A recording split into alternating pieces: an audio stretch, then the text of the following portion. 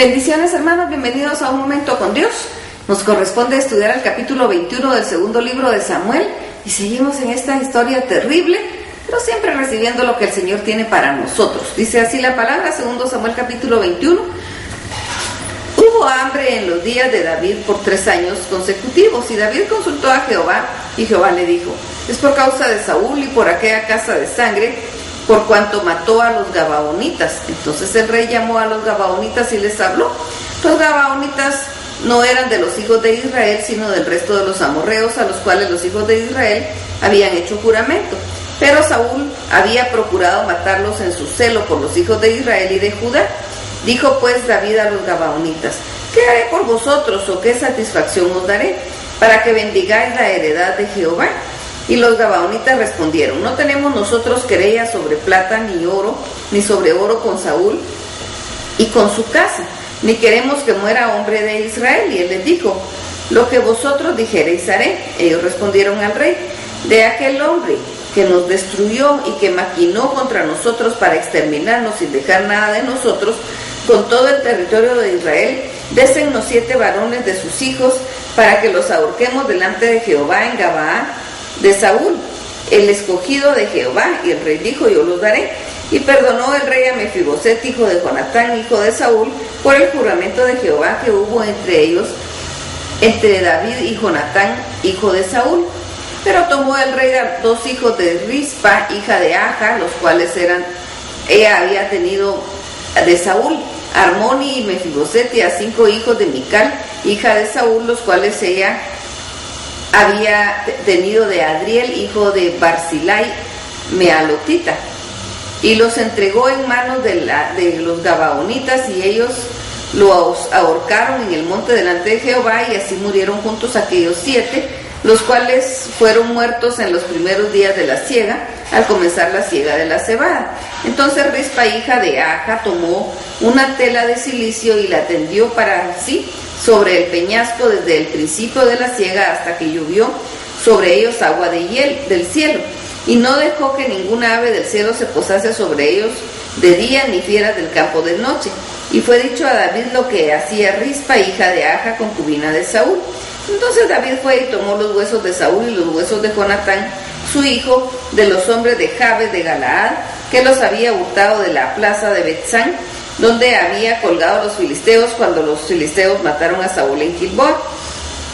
E hizo llevar de ahí los huesos de Saúl y los huesos de Jonatán su hijo, y recogieron también los huesos de los ahorcados, y sepultaron los huesos de Saúl y los de su hijo Jonatán en tierra de Benjamín, en Sela, en el sepulcro de Cis su padre, e hicieron todo lo que el rey había mandado, y Dios fue propicio a la tierra después de esto. Volvieron los filisteos a hacer la guerra a Israel, y descendió David y sus siervos con él, y pelearon con los filisteos, y David se cansó. E Isbi-Benob, uno de los descendientes de los gigantes, cuya lanza pesaba 300 siclos de bronce, y quien estaba ceñido con una espada nueva, trató de matar a David, mas Abisai, hijo de Sarvia, llegó en su ayuda e hirió al filisteo y lo mató. Entonces los hombres de David le juraron diciendo: nunca más de aquí en adelante saldrás con nosotros a la batalla, no sea que apague la lámpara de Israel. Otra segunda guerra hubo después en Gob contra los filisteos. Entonces Sibecai Usatita mató a Saf, quien era de los descendientes de los gigantes. Hubo otra vez guerra en Gob contra los filisteos, en el cual el Anán, hijo de Jaare Oredjim de Belén, mató a Goliat Geteo, el asta de cuya lanza era como un rodillo de un telar. Después hubo otra guerra en Gat, donde había un hombre de gran estatura, el cual tenía 12 dedos en las manos y otros 12 en los pies, 24 por todos, y también era descendiente de los gigantes. Este desafió a Israel y lo mató Jonatán, hijo de Simea, hermano de David. Estos 4 eran descendientes de los gigantes de Gat, los cuales cayeron por mano de David y por mano de sus siervos. Seguimos viendo aquí guerra, guerra y guerra. Eso es lo que vemos aquí. ¿Qué había pasado? ¿Por qué había tanta guerra? El pueblo había desobedecido. Cuando nosotros vemos en Deuteronomio, cuando están para entrar a la tierra prometida, Dios les dice que si ellos siguen fieles a Él, Él va a estar con ellos y no les va a faltar nada en su tierra. Y esa tierra les va a fluir leche y miel. Y van a vivir en paz. Pero que si ellos lo dejan, entonces va a haber guerra. Entonces va a haber hambre. Entonces va a haber problema. Entonces van a ser como entregados a las naciones extranjeras. Y todo eso sucedió.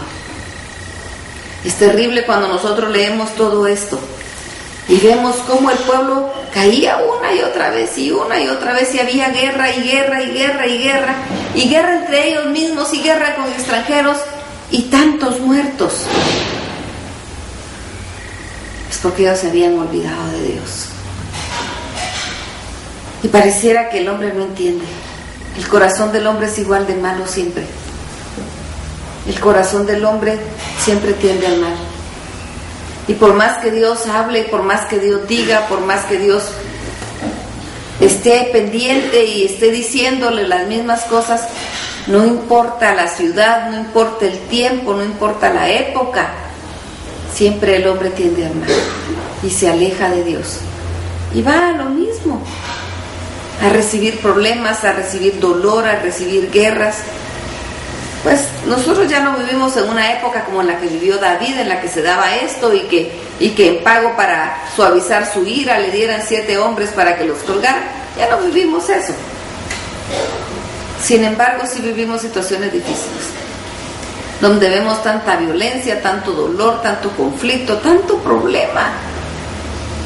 Cuánta persona con quien uno habla dice: es que estoy viviendo situaciones difíciles, estoy viviendo momentos difíciles, no sé qué hacer con esta situación conflictiva en la que estoy, no hallo para dónde ir, no sé cómo hacer, y eso es lo que encontramos y lo que escuchamos.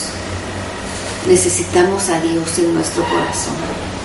Eso es lo que necesitamos, a Dios en nuestro corazón. Y platicando con una persona que yo le decía, necesita a Dios en su corazón, me decía: yo no sé qué es eso ni cómo se hace. Pues es encerrarnos en un cuarto y clamar a Dios y decirle: Padre, ten misericordia de mí en el nombre de Jesucristo. Ten misericordia de mí. Tú conoces mi situación, conoces mi corazón, y te entrego mi corazón para que tú lo limpies, que tú lo transformes, que tú lo moldees y lo hagas conforme a tu voluntad.